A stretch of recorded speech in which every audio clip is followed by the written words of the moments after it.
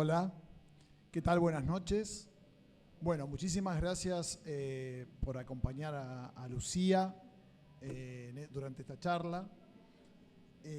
Bueno, para hablar de Lucía y para presentarla, antes que nada me gustaría decir que Lucía es poeta. Lucía de Leone es poeta, es autora de este bellísimo libro que es su último libro de poesía, Vayamos a conocer la nieve. Tengo el placer de ser periodista cultural y de leer muchos trabajos, novelas, libros de poesía, libros de cuento, ensayos. Y este libro, realmente, Vayamos a conocer la nieve, es un gran libro de poesía. Después descubrí en Lucía de Leone que su forma de vida y su escritura, incluso académica, es poética. Es decir, que un poco de eso vamos a encontrar también seguramente en esta lectura que ella va a hacer. Lucía de Leone nació en Buenos Aires, estudió letras en la UBA y ahí mismo, en esa misma casa, se doctoró. Es investigadora de CONICET y profesora de teoría literaria en la UBA y la UNA. Uno de los grandes placeres que le debo también a Lucía es que me haya introducido de una forma profunda en la vida de Sara Gallardo y en la escritura de Sara Gallardo. Ella es una de las personas que ha rescatado no solo a Sara Gallardo, sino a otras escritoras olvidadas o ninguneadas o ladeadas de la literatura argentina. Y ella, bueno, ha rescatado de muchas formas, con sus trabajos, con sus libros, con sus estudios, con sus ediciones, a estas autoras. Ese es su trabajo central y fundamental. Hoy, por lo que tengo entendido, todavía no lo he leído, tomará un tema que a mí me interesa muchísimo, que es el tema de la ruralidad en la literatura argentina. Un tema que es central, que todos conocemos en nuestra literatura, sobre todo en la literatura pampeana, o donde la pampa está presente, pero también en todo el país, ¿no? En todas las regiones, esa zona rural es muy importante. Bueno, lo que vamos a escuchar es a ella. Sé que trabaja en la universidad este tema, que ha hecho algunos trabajos y hoy nos va a presentar su nuevo trabajo sobre este tema. Bueno, la escuchamos. Bueno, hola, ¿cómo están? Muchas gracias por venir a escuchar en esta feria que está tan llena de ofertas y de actividades. Bueno, acá están Lu, mi amigo Diego, un señor muy interesado en los temas. Y no sé cómo te llamás, pero gracias por venir. Y a los chicos también hagan preguntas. Hacemos una especie de simulacro. No, bueno, estoy re contenta de estar en la feria, es la segunda vez que estoy. Así que me encanta venir acá con gente que quiero tanto. Gracias por acompañarme, Carlos, porque vos tuviste que salir a cubrirme así como de golpe. Así que te agradezco un montón. Gracias por presentarme con ese cariño. Bueno, yo había pensado, en realidad me llamó Marta Terrera, que no está, pero porque no pudo estar, me avisó que no podía venir por otra cuestión, y ella me dijo, me gustan mucho los trabajos que haces sobre las nuevas ruralidades. Y en general a mí me llaman por Sara Gallardo, o me llaman, bueno, últimamente como por el libro de poesía. Yo dije, alguien lo lee, dije, ¿no? Porque son trabajos académicos y no tienen una circulación total. En general aparecen en revistas donde uno tiene que ser evaluado en varias instancias. Son trabajos en los que hay que poner el conocimiento con palabras difíciles, digamos. Y me dijo, no, me gustaron mucho, así que quiero que presentes algo de eso. Me sentí muy bien que alguien lea también lo que investigo, porque si no queda todo en un ciclo muy cerrado y son investigaciones en el marco de mi trabajo en CONICET, que también es una institución que ha estado medio en la mira en estos últimos tiempos. Y bueno, mis instituciones, las que me formaron, son todas públicas y bueno, quiero devolver de alguna forma mi trabajo en esas instituciones con estas charlas para un público variado. Espero que me haya salido el registro y si no me lo dicen. Yo titulé la charla Retorno, Supervivencias, Imaginaciones Rurales en Escrituras del Presente.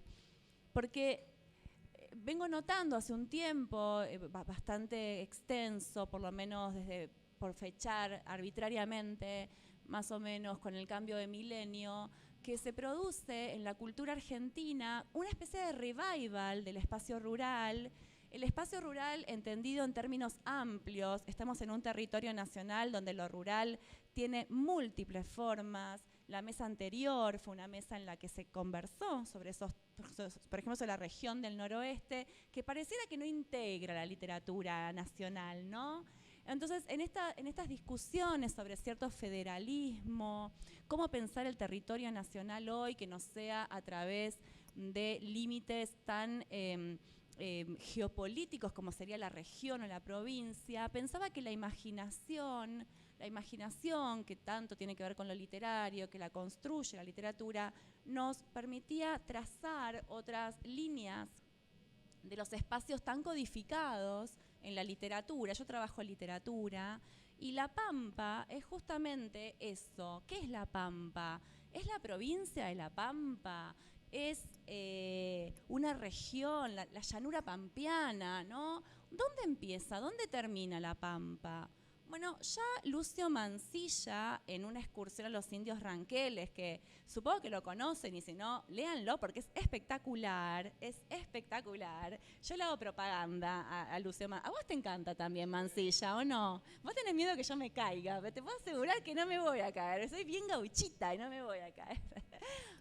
Bueno, justamente está Sole Zucardi, que ella trabaja muchísimo el tema de cómo pensar el territorio nacional que no sea a partir de dispositivos como campo, ciudad, centro, periferia, global, local. Así que me encanta que estés acá y espero que te guste lo que pensé. Bueno, entonces decía La Pampa, ¿no? Yo trabajo con La Pampa porque es el territorio que me permite, o sea, lo conozco más. Yo soy, quiero decirlo, soy una porteña que trabaja con literatura sobre La Pampa. Vivo en la ciudad, pero me interesan todos los motivos rurales. Nunca tuve campos, nunca tuve estancias, siempre fui de colada, como toda mi vida, me colaba en los espacios donde había dinero, porque mis padres me mandaban a una escuela porque querían que yo creciera y ascendiera, entonces me mandaban a escuelas top y no tenía dónde ir, pero me colaba, entonces conocí estancias, conocía Ordéñez, tambos, y me fascinó todo ese mundo, y después lo encontré en una mujer que fue Sara Gallardo, pero antes de Sara Gallardo, que es la escritora que a mí, con la que más he trabajado y la que más conozco y que también era una porteña, me fui a buscar cómo habían pensado La Pampa, los que la estaban fundando imaginariamente y con su literatura. Entonces fui a Mansilla, que es un escritor que dice que La Pampa existe solamente en plural, las pampas, porque todos aquellos que antes de él, y estamos hablando de 1870, en un contexto en el que se está formando un país, en el que se tiene que conciliar un territorio entre barbarie y civilización, él se mete entre los indios y hace como una especie de show. Es un showman de su relación con los indios, con los caciques, y dice, todos los que vinieron a La Pampa antes que yo la vieron mal, la vieron inmensa, ¿no? Los viajeros ingleses, por ejemplo, que venían y la veían desde los Andes y trazaban parámetros verticales u horizontales para medir esta inmensidad de La Pampa. Está mal. Hay tantas pampas como pampas imaginemos. Y a mí eso me gusta porque pienso cuántas pampas distintas podemos encontrar en la literatura argentina actual, en el presente, y que son en su mayoría mujeres o identidades disidentes que vuelven a pensar ese espacio de La Pampa, ese espacio nacional absolutamente virilizado e ideologizado, ¿no? Bueno, yo había traído también escritoras que trabajaron motivos rurales, ¿no? Voy a contar una infidencia. Estábamos con Lu en el pasillo y vino una chica así como toda muy bien vestida y dijo, ay, estoy en la sala no sé cuánto Kennel. Y yo decía, Clementina Kennel es una escritora de primera. Yo también la conocí tardíamente, lo voy a reconocer. Pero estamos en Santiago del Estero, hay una sala dedicada a esta escritora, Wikipedia, ¿no? Digamos, andate a Wikipedia. Bueno, Entonces pensaba que mis primeros trabajos sobre la Pampa, yo no empecé por el presente, empecé por Sara Gallardo y Sara me llevó al presente. Y decía, bueno, a ver, pienso, la Pampa la escribieron los varones, pero no, la Pampa, los espacios rurales, pero no es así. Ya entre esos varones que escribieron la Pampa o los espacios rurales y la proliferación de firmas actuales, en su mayoría femenina, hay una camada de escritoras que también pensaron en los motivos rurales y desde lugares distintos. Pensaba en Sara Gallardo como esa porteña que se iba a los campos familiares, como hija de estancieros, como hija o descendiente de los fundadores de la nación. Es una dragomitre, ¿no? Es una dragomitre que las calles se llamaban igual que sus familiares, digamos, ¿no? Hay que vivir con eso encima. Y pensaba también en dos escritoras, una santiagueña y una tucumana, porque quería traer también a esta feria escritoras del noroeste. Está bien, Sole, vos me corregís, ¿sí, no? Que son Clementina Kennel, que es una santiagueña que por suerte se está reeditando su obra. Así que me contó Marta todo el proceso de reedición, ahora se va también a reeditar un poemario, así que bueno, buenísimo. Y Elvira Orfé, y acá tenemos a la muchacha que se está ocupando junto con Guada Valdés de reeditar la obra de Orfé, que es una tucumana que vivió en Tucumán, se fue a Buenos Aires, se fue a París, pero nunca dejó de pensar la provincia, ¿no? Y la provincia no entendida como una completitud opuesta a Buenos Aires, ¿no? Me parece, yo no manejo tanto, pero me parece que hay una idea más imaginativa de lo que sería esta provincia, ¿no? Lo mismo en Kennel y pensando en Sara en La Pampa, estos espacios que se van armando más imaginariamente y en función de deseos, me atrevo a decir, o de situaciones de movimiento, tanto personal como imaginarios, de estas escritoras, ¿no? Son escritoras inquietísimas, que van y vienen de la ciudad a las provincias, que se van a Europa, ¿no? De cierta clase social, tampoco es que son millonarias, ¿no? Una cosa es tener dinero y poder gastar, otra cosa es tener clase, que es más complicado tal vez, pero que no las hace absolutamente millonarias. ¿Vamos bien hasta acá? ¿No se me están aburriendo? ¿Algo me querés preguntar vos? Nada, bueno. Entonces pensaba esto, ¿no? A ver, ¿cómo pensamos hoy esta Pampa? Yo no voy a trabajar provincia, no voy a trabajar región, hay gente que lo trabaja muy bien. No me atrevo como porteña a ponerme a hablar de los regionalismos, ni de los debilitamientos de los regionalismos, como se está diciendo. Vi un libro, que gracias Carlitos que me lo mandó, un libro que sacaste, en el que participa Sole, que es el de Elán de la Pampa, ¿no? Donde hay también una especie de nueva refundación del territorio, ¿no? Se quiere pensar distinto. ¿Cómo pensamos la nación? ¿No? En la era de la globalización, cuando el concepto de nación está tan puesto en crisis. Bueno, por eso yo traje la novela de Cabezón Cámara después, para ver cómo se refunda una nación en una comunidad poliamorosa y plurilingüística. Bueno, pero no, me estoy yendo como medio por las ramas, yo me traigo todo escrito porque soy nerd, y después acá me pongo a hablar y me pierdo. Bueno, decía entonces que cuando yo empecé a pensar lo rural o lo pampero, para ser más explícita, en la literatura del presente, tengo que reconocer que todo empezó por ahí, en los años 2000 y pico, cuando conocí a Sara Gallardo, y acá tengo un fan de Sara Gallardo. ¿Usted, señor? ¿Cómo se llama usted? Mario, que me vino a decir que le encantó Enero. Bueno, yo le voy a contar lo que hace Sara en Enero. ¿Quiere que le cuente? Bueno, yo le cuento, mire. Vio que le dije que era una hija de estancieros, descendiente de los fundadores de la nación, que se iba al campo a pasar vacaciones, porque tenían calor en la ciudad, entonces se iban al campo y la pasaban ahí, leía, comía rico. Pero ella, que era una especie de ovejita negra, ¿no? Dentro de la familia, él estuvo investigando un montón sobre Sara, porque escribiste sobre el hermano de Sara, sobre Guy Gallardo. Entonces, Sara, ¿qué hacía en esos campos? Se ponía a escribir poemas. Y se ponía a escribir poemas sobre el campo, que eran pésimos, según ella, ¿no? Y el hermano años después se los publica, no eran tan malos. Pero además de escribir esos poemas, escribía lo que hacía en el campo. Entonces, por ejemplo, se iban unos días a visitar estancias con su padre y su hermana y lo escribía. Es decir, escribía el campo conocido, esa pampa propia, ese mundo privado. Y lo escribía desde ese lugar, desde ser la hija del estanciero que se pone la boina y se sube al caballo y se lleva un pato para comer en el camino y va con los galgos. Pero cuando tiene que hacer ficción, que es su gran vocación de esta escritora, que además fue una gran periodista, y una gran viajera, y una gran madre, y una gran mujer, creo yo. Bueno, estoy enamorada de Sara Gallardo, ya verán, aunque somos tan distintas. Ella es alta, hermosísima, elegante, sabía 1000 idiomas, y yo no, pero no importa, y ella era de derecha y yo no, y sin embargo la quiero un montón, ¿no? Entonces, cuando ella tiene que hacer ficción con ese mundo, con ese orbe conocido, hace una vuelta desobediente a ese espacio rural.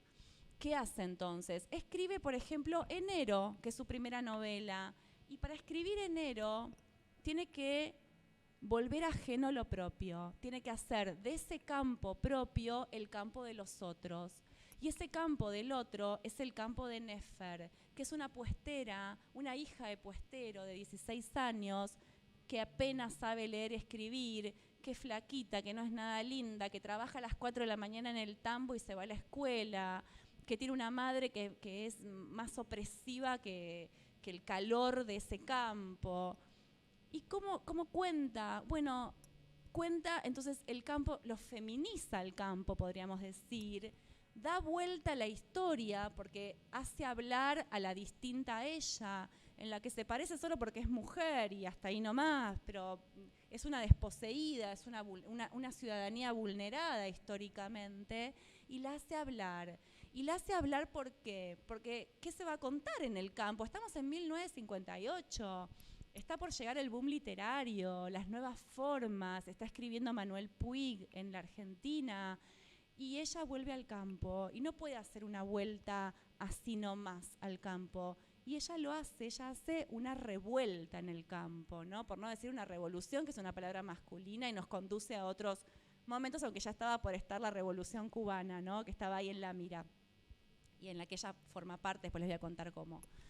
Y además de poner a una mujer como protagonista, que era algo bastante novedoso en la literatura del momento, rural, cambia las grandes épicas sobre la estancia, porque pensemos que Gallardo escribe sobre la estancia, que es la unidad de clase, es el campo recortado en propiedad privada, un campo capitalista, digamos, no es la huella de Huiraldes, no son esos campos, esa pampa que retrataban los viajeros, ni la de Martín Fierro, no es una pampa estancia, y cambia todas las épicas que se habían hecho sobre la estancia. Pensemos, por ejemplo, en Benito Lynch, que es un escritor de la ruralidad, que escribía, por ejemplo, sobre modelos de estancias antiguas y modernas, o la tecnificación, o la presencia del gringo, o el intercambio de mujeres. Ella cambia esa historia y cuenta la historia de Nefer, que es una historia de desgracias. Es una chica que está en el campo y en el puesto del campo, al que conoce, pero no es propietaria económica, no es propietaria simbólica, pero no económica, la viola un hombre que estaba por ahí, medio borrachito, la deja embarazada y es obligada por la ley de la estancia, que es una ley opresiva, patriarcal, capitalista, a casarse con el abusador, a tener un hijo de ese abusador y a irse del campo a vivir al pueblo, ¿no? Entonces, ese primer gesto revulsivo que tiene Sara Gallardo con la historia de los que conoce, la hace me gusta pensar a mí, una de estas primeras escritoras que empiezan a feminizar el campo, a traer otros temas en el campo, a que el campo sea un espacio de vitalidad enorme para colocar otras ficciones distintas a la del hombre a pie por la llanura,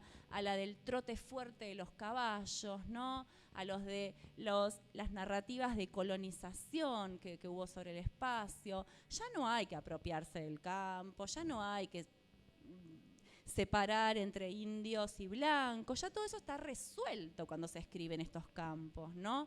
Entonces ella elige poner una historia chiquitita, casi susurrada, pero que en esos gritos silenciosos, y valga el oxímoron, hay todo un gesto político porque desestructura el orden policial, ¿no? El orden policial en el sentido, y acá me pongo teórica, que le da Rancière a la literatura como política de la literatura. Entonces yo decía, no voy a entrar en más detalles, pero como justo el señor me habló de enero, yo le devuelvo, ¿vio? Hay muchas más escenas rurales de Gallardo que nos permiten abrir lo que yo digo como una nueva línea para pensar el campo hoy. La relación entre territorio y literatura, si queremos ser más precisos. Y yo me gusta pensar que justamente lo que dejaron estas escritoras fue una puerta abierta para las nuevas imaginaciones rurales o pamperas en la literatura contemporánea. Y pensaba ejemplos, ¿no? Digo, a ver, ¿qué ejemplos y cómo organizar? Porque no sé si a ustedes les pasa, son todos lectores. ¿No vieron un montón de escritoras actuales que se pusieron a escribir sobre lo rural, el campo, las estancias, los espacios naturales, la desnaturalización del espacio, ¿no? ¿Cómo se acopla esto también todos los problemas socioambientales, medioambientalistas? Se aparecen todos estos relatos, estas ficciones, estas fábulas y cómo las organizamos, pensaba. Entonces, yo armé como unas líneas para pensar hoy la Pampa. Vamos a ir más. Unas zonas que me parecía para pensar hoy la Pampa. No voy a hablar de Matilde Sánchez y el desperdicio porque si no se me va a ir mucho, pero me gusta también decir que Matilde Sánchez, que escribe en el 2007 El desperdicio, una novela buenísima, buenísima, justamente ella hace un gesto parecido al de Gallardo y la nombra Gallardo para desentenderse de toda esa tradición que llama destilería de bosta. Donde la expresión aristocracia con olor a bosta ya viene de Sarmiento cuando se opone a la sociedad rural y que cuando fue el problema del campo con el gobierno de Cristina Fernández de Kirchner se retomó esa frase de Sarmiento en contra de Violcat y demás. Bueno, entonces no la voy a nombrar, pero la nombré de alguna forma porque quiero pensar más la literatura que salió últimamente, bueno, ya está un poquito vieja. Vieron que todo queda viejo ahora, enseguida todo queda viejo, ¿no? Entonces, ¿qué pasa con la literatura sobre la Pampa hoy? Yo decía, bueno, pienso algunas líneas, obviamente es una arbitrariedad absoluta, pero bueno, la crítica literaria es arbitraria, tomamos decisiones. Hoy lo decía Inde Pomeraniec en su curso sobre periodismo, porque no la literatura, ¿no? Uno toma decisiones, deja fuera unas cosas, incluye otras, bueno, tiene que ver también con cómo leemos, ¿no? Con nuestros... ¿Vos tenés algo para decir? Bueno. Entonces abrí una primera zona grande que me gusta pensarla como ecológica socioambientalista. No se están de acuerdo con las... Tiro un par de ejemplos, pero hay muchos más. Yo los listé, si a alguien le interesa se los paso. Distancia de rescate de Samantha Schweblin, La inauguración inoxa de Krimer, Un pequeño mundo enfermo de Cristian Molina, que es un escritor cordobés que vive en Rosario y que está escribiendo una producción buenísima que se la súper recomiendo. Una segunda línea que la llamo cosmético-afectiva, donde aparecen las aventuras de la China Iron, de Cabezón Cámara, como pico emergente, pero tenemos más ejemplos de estas pampas de los afectos, de la cosmética, de los vestidos. Hay un montón de cuadros muy lindos, por ejemplo el de Fernanda Laguna, que pinta la pampa en un ombú, que es un vestido, ¿no?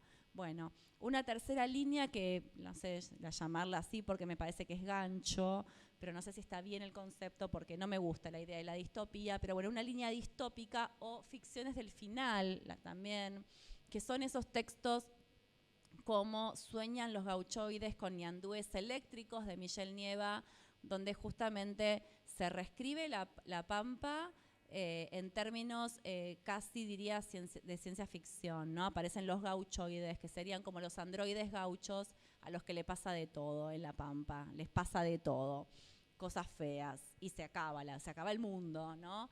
Quema de Ariadna Castellano, que es una escritora española pero que produce en la Argentina, le vale el premio Casa de las Américas, ese libro. Machos de campo, de Cristian Molina, que se pone en crisis la masculinidad hegemónica en el campo, justamente, una línea política, por llamarla de alguna forma, que sería la reescritura de los mataderos, ¿no? Que son esos dispositivos tan fundamentales para pensar qué hacemos con la producción de ese campo. Bueno, van a los mataderos, a los frigoríficos, a los criaderos. ¿Y cómo aparece esto en la literatura? Bueno, hay un cuento de Martín Cohen que se llama El Matadero, donde se deslocaliza el matadero, no existe el matadero, es el lugar al que hay que llegar, pero en clave bien borgiana se inundan las rutas y nunca se llega a ese matadero, y lo que ocurre es que en el camión, el que conduce el camión siente tanto la respiración del ganado que se produce un continuum humano-animal que genera bastante resquemor, ¿no? Es como el matadero es el referente ausente, ¿no? Está ausente.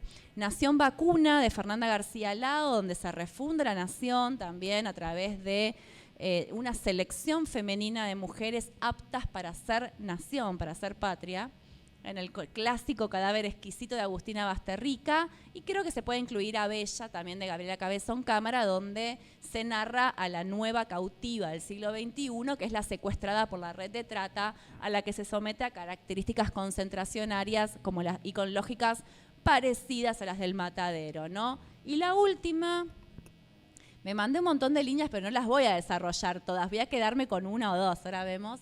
Una línea disidente a las masculinidades rurales que fueron construidas por las narrativas heterosexuales y binarias, ¿no? O sea, uno piensa en el campo, la figura del varón en el campo. Es la clásica masculinidad hegemónica, este hombre viril, fuerte, que juega al truco. No diría al fútbol, no sé si había fútbol, ¿qué opinás vos? No, no había fútbol. Que hace asado, ¿no? Que tiene a la mujer sumisa. Entonces, bueno, ¿qué pasa con estas ficciones disidentes donde se instalan protagónicamente otras identidades alternativas a la matriz heterosexual, heterosexista, como el amor lesbiano, en Las aventuras de la China Iron, o el relato El amor de Martín Cohen, donde reescribe la historia de los dos gauchos más importantes después de Moreira de la tradición de la gauchesca, que son ni más ni menos que Fierro y Cruz, que empiezan a sentir amor y que está narrada con una retórica casi pornográfica, esa relación sexoafectiva entre los dos gauchos más machos de la tradición literaria, ¿no? ¿Qué opina usted? El socotroco, el socotroco. Bueno, Machos de campo, como les explicaba recién, de Cristian Molina. También aparece el travestismo en algunos cuentos rurales de María Martocchia, que les recomiendo a esta escritora de Camposanto, y Las malas de Camila Sosa Villada, que si bien no es La Pampa el territorio, son las sierras cordobesas, sí nos permite pensar una línea que fisura el archivo codificado para dar paso a otras vidas posibles. Entonces son muchas líneas. Yo dije, les cuento un poquito de la ecológica y un poquito de la afectiva y cerramos, porque si no me quedo toda la vida. Entonces, bien, si yo les preguntara a alguno de ustedes, ¿cuál es el campo, cuál es la Pampa hoy? ¿Qué se cría en la Pampa? ¿Qué hay en la Pampa hoy? ¿Qué hay en la Pampa hoy? No. ¿Hay ombúes? ¿Hay ombúes en la Pampa? No, no. ¿Trigo? Hay un poco de trigo. Ahí va, bien, eso, muy bien. O sea, no es que nunca hubo literatura filoecológica en las Pampas, siempre hubo alguna mirada, pero podríamos decir que hoy coincide cierta implantación de una política extractivista, se llama extractivismo, ¿no? Que son políticas de explotación de los recursos naturales tan irresponsables que generan solamente muerte, ¿no? Muerte, en realidad se dispone como un sistema biopolítico que elige qué vive y qué muere. Lo que vive es la soja, porque es una soja transgénica, que como el ombú está trasplantada, porque no es originaria de acá, el ombú tampoco es originario, y se trasplantó del litoral a la Pampa para monumentalizarla la Pampa, ¿no? Bueno, hoy con la soja pasa lo mismo, pero con otros criterios, puramente económicos. Ya no hay dueños de la tierra como antes, sino que son monopolios, casi todos extranjeros que dejan muy poca ganancia en el territorio, se llevan todo, destrozan la tierra porque hacen un tratamiento de siembra directa, cuyo suelo no se puede, bueno, todo esto lo estudié, no importa, ¿no? Pero lo estudié bastante para pensar estas cuestiones, en cómo se trata ese recurso natural que es la tierra y cómo se necesita de pesticidas para preservar la vida de los cultivos, de los monocultivos, que es la soja, pese a que ese uso de pesticidas y de agrotóxicos o agroquímicos, me corrigieron el otro día, agroquímicos, mata poblaciones enteras, ¿sí?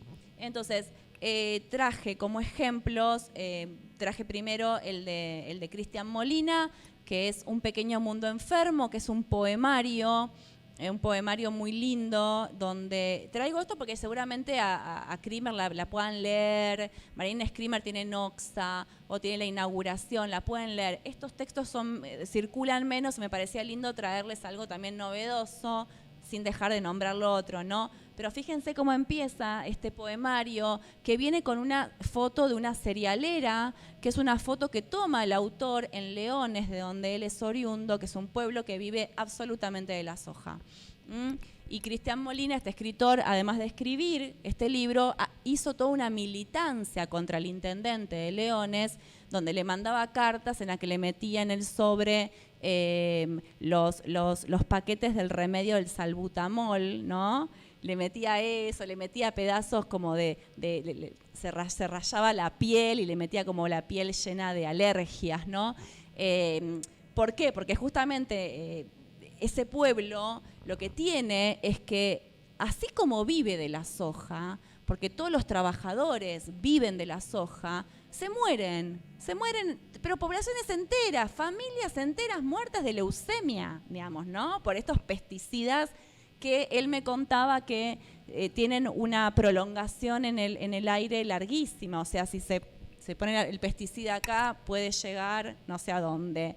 Y él escribe estos poemas que son muy lindos, donde toma esa pampa sojera desde una mirada subjetiva y va contando todos estos estragos habitacionales, estas mutaciones sobre el cuerpo que aparecen y enfermedades oncológicas graves, ¿no? Y los poemas lo que hacen es simbolizar zonas inciertas, y acá vuelvo a tomar cómo se imagina la pampa, ¿no? En este caso la pampa son las rutas, son esos lugares donde se acopia toda estos venenos, ¿no? Estos venenos, por eso la imagen de la cerealera, ¿sí? Y bueno, ese costado enfermo serían las rutas, las zonas intermedias, los feedlots, que es otra forma de explotación actual de la producción agroindustrial, las praderas de soja. Y me gustaba traer este ejemplo porque él encuentra que el único lugar al que se pueden ir estos pobladores de este pueblo rural agobiado es la luna, ¿no? O sea, que no hay, como si hubiera una especie de inhabilitabilidad planetaria, no hay lugar en el planeta donde habitar. Entonces, el único lugar para sobrevivir a estas plagas, a este mundo enfermo, sería la luna. ¿Y qué es la luna? La luna forma parte y no del planeta, trasciende lo nacional, carga con densidad alegórica, digamos, es un espacio en el que no hay ley, como por lo menos no la conocida,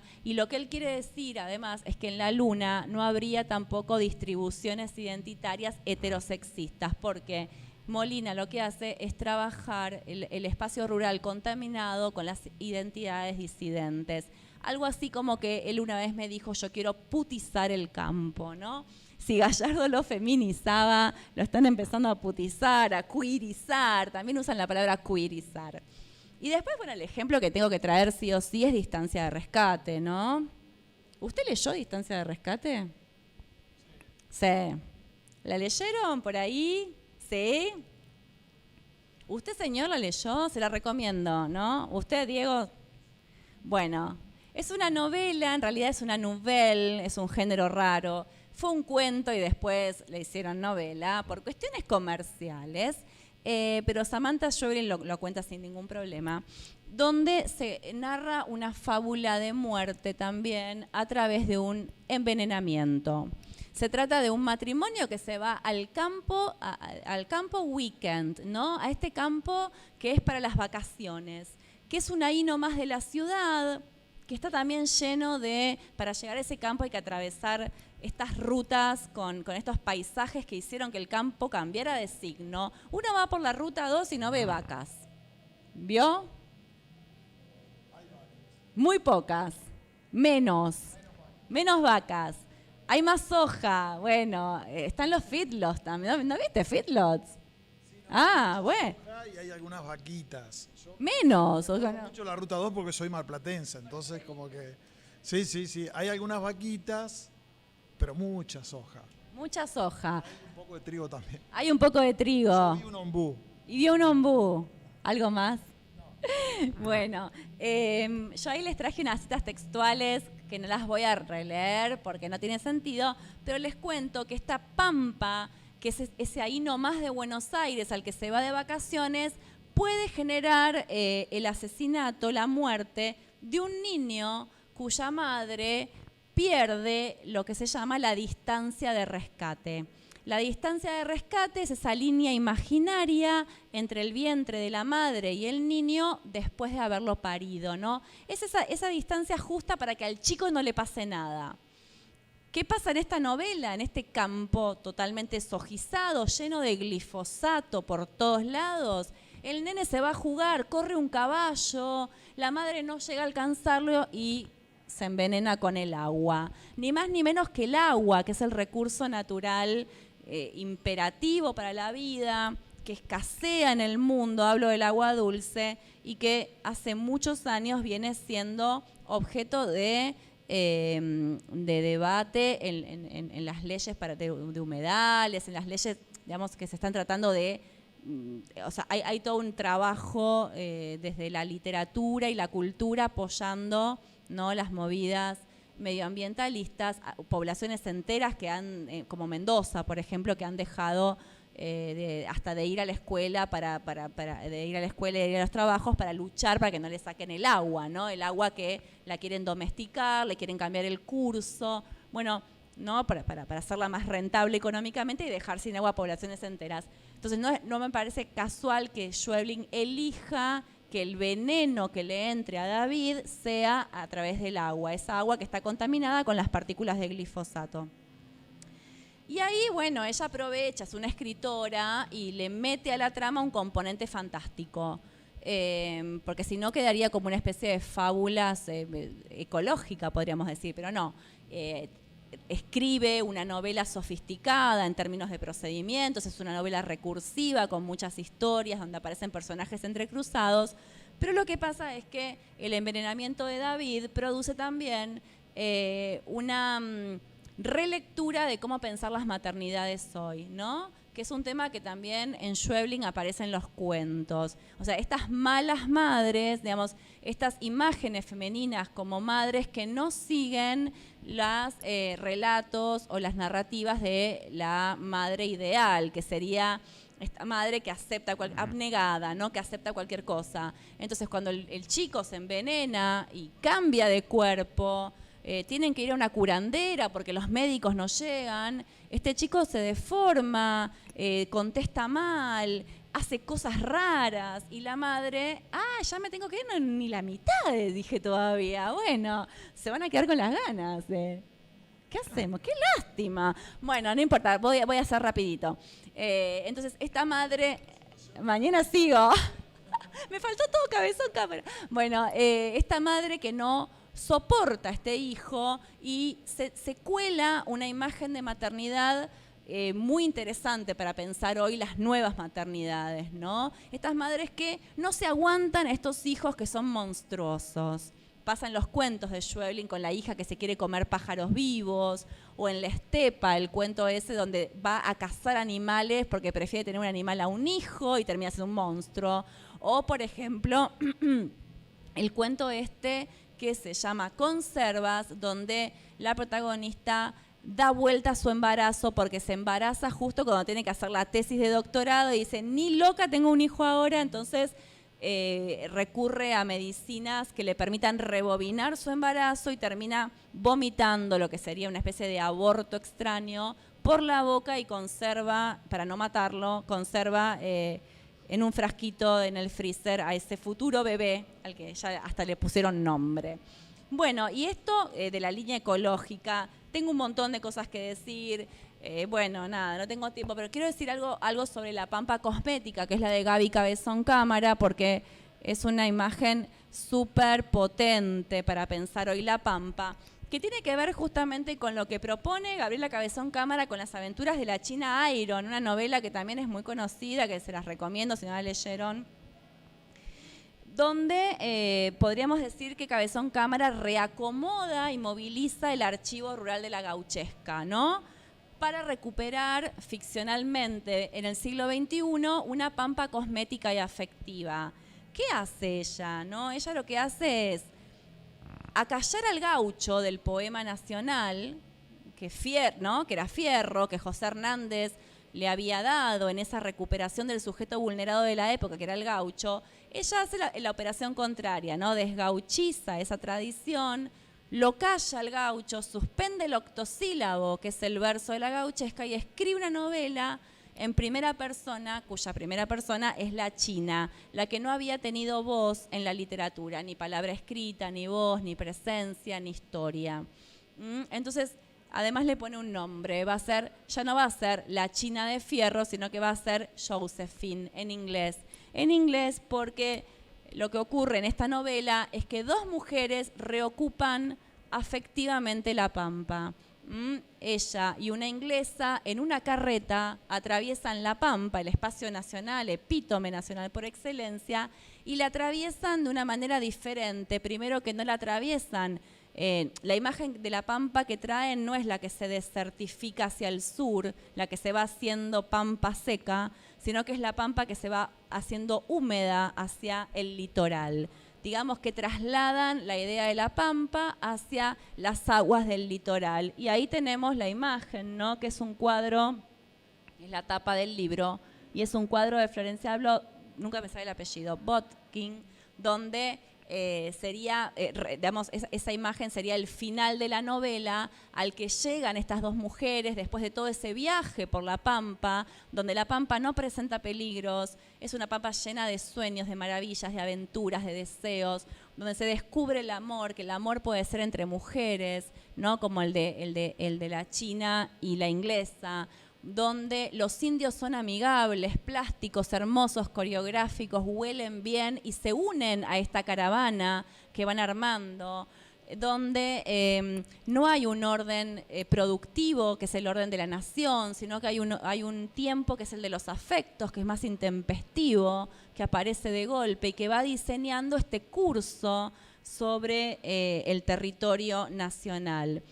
Y lo que pretenden estas dos mujeres, con toda esa gente que se llevan con ellas, ¿no? Van como armando esta caravana donde están también los indios, donde aparece Fierro, los hijos de Fierro, aparece el recuerdo de Cruz, aparece un tipo que está cantando poemas gauchescos, ¿no? Animales, materia viva, piedras y demás. La idea es fundar una nueva vida posible, ¿no? Frente a todos los traumas políticos, sociales heredados, como la conquista, como el matadero, ¿no? Todas estas épicas terribles que ocurrían en La Pampa se cambian por épicas felices, amigables, amorosas, poliamorosas, que no deja de ser insurrecta por eso, ¿no? Justamente estas épicas alegres, como ha estudiado muchos feminismos, ¿no? La alegría y la felicidad no deja de ser insurrecta cuando la tradición que estamos dando vuelta es una tradición de pasiones tristes y vigilancias. Bueno, no pude decir mucho más, me están mirando. Otra cosa que quería decir es que lo que hace el personaje de la China es asentar nuevas formas de mirar la pampa. Y como habíamos estado hablando de cómo miramos la pampa, ella va a elegir otras formas de mirar, ¿no? Por ejemplo, haciendo la vertical, la mira, o la mira desde, para hacer del cielo-suelo y del suelo-cielo, o también la mira desde el ojo del buey, de la carreta, entonces tiene una pampa más prismática, o la mira como la mira su perrito, ¿no? Bueno, entonces da vuelta las lógicas territoriales, da vuelta las historias y además da vuelta los tiempos y trae una novela que también da vuelta a la lógica racialista y colonialista de la literatura de la configuración nacional. Con esto quiero decir que hoy podemos pensar, yo traje ejemplos muy canónicos, bueno, no tanto el de Molina, podemos pensar que buena parte de la literatura argentina que revisita las pampas hoy trae un cambio de signo que transforma los desperdicios rurales de esa tradición que parecía agotada en metáforas, imágenes, vestidos preferidos,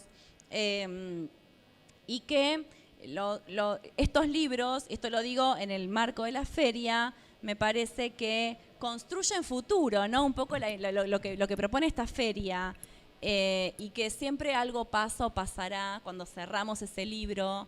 Y bueno, creo que esta literatura nos permite de alguna forma ejercer alguna práctica después de esta lectura y no que quede en la mesa de luz cerrado y sin efectos. Bueno, yo acá cierro porque me están mirando con una cara que me voy a tener peor que la con el glifosato, ¿no? Hay que decir que nos entregaron la sala tarde, hay que decir. Así que bueno, muchas gracias por escucharme. Sí. Pero tenemos que dejar la sala, si quieren podemos, y tenemos que vos también, bueno.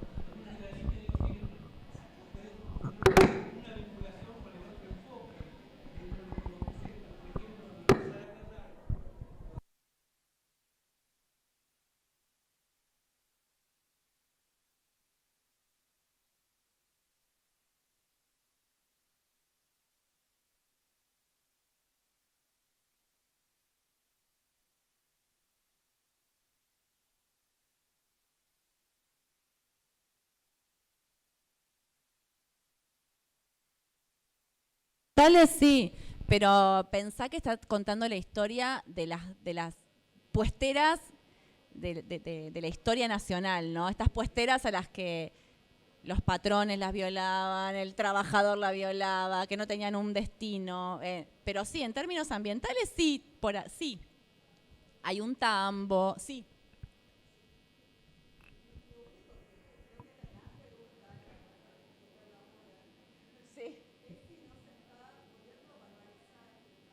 Me encanta tu pregunta. Vos sabés que está buenísima. Sí, sí.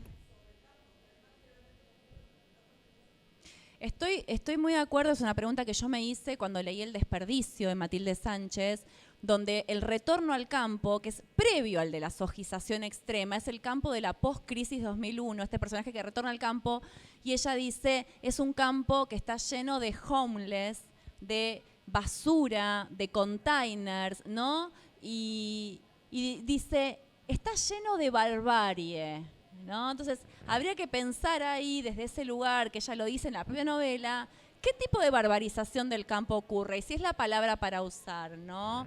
También hay imágenes del campo sobre airepurismo. Sí, sí, ya me voy, chicas. Sí, sí, perdón. Perdón.